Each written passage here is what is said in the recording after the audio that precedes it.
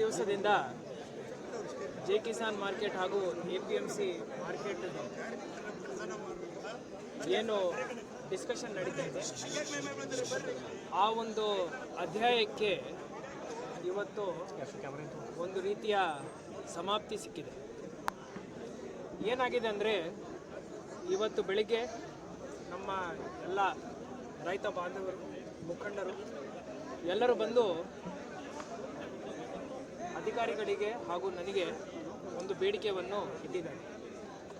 ನಿನ್ನೆ ಬೆಳಿಗ್ಗೆ ಸರ್ಕಾರದಿಂದ ಜೆ ಕಿಸಾನ್ ಬಾಜಿ ಮಾರ್ಕೆಟ್ ಲೈಸೆನ್ಸ್ ಏನಿದೆ ಅದು ರದ್ದು ಮಾಡಲಾಗಿದೆ.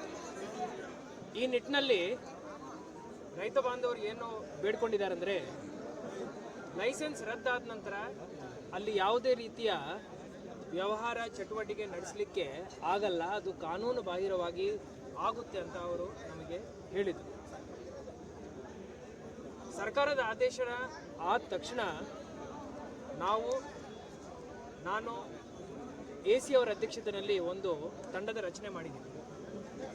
APMCನಲ್ಲಿ ಯಾವ ರೀತಿಯ ಸವಲತ್ತುಗಳಿದ್ದಾವೆ ಅದರ ಬಗ್ಗೆ ಅವರು ಒಂದು ರಿಪೋರ್ಟ್ ನಮಗೆ ಕೊಡಬೇಕಂತ ಹೇಳಿ, ಜೊತೆಯಲ್ಲಿ ಖಾಸಗಿ ಬಾಜಿ ಮಾರ್ಕೆಟ್ ಏನಿದೆ ಅವರ ಪದಾಧಿಕಾರಿಗಳಿಗೆ ನೋಟಿಸನ್ನು ಜಾರಿ ಮಾಡಬೇಕು ಅಂತ ನಾವು ಹೇಳಿದ್ದೀವಿ.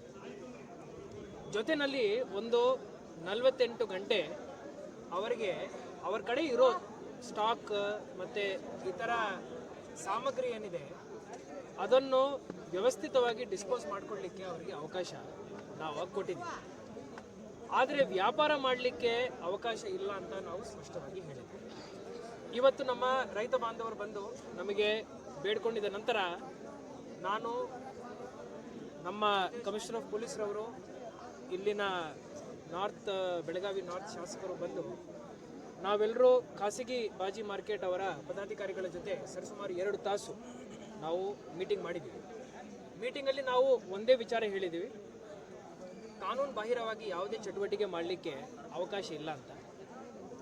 ಅವರೆಲ್ಲರೂ ತಕ್ಷಣ ಪಾಸಿಟಿವ್ಲಿ ಸ್ಪಂದಿಸಿ DC ಅವರು ಹೆಂಗೆ ಹೇಳ್ತಾರೆ ನಾವು ಹಾಗೆ ಮಾಡ್ತೀವಂತ ನಮಗೆ ಭರವಸೆಯನ್ನು ನೀಡಿದ್ದಾರೆ.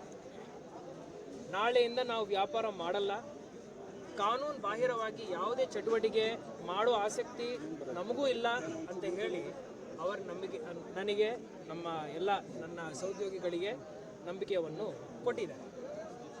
ಈ ನಿಟ್ಟಿನಲ್ಲಿ ಅವರು ನಾಳೆಯಿಂದ ಖಾಸಗಿ ಬಾಜಿ ಮಾರ್ಕೆಟಲ್ಲಿ ಯಾವುದೇ ವ್ಯಾಪಾರ ಮಾಡಲ್ಲ ಅಂತ ಹೇಳಿ ತೀರ್ಮಾನ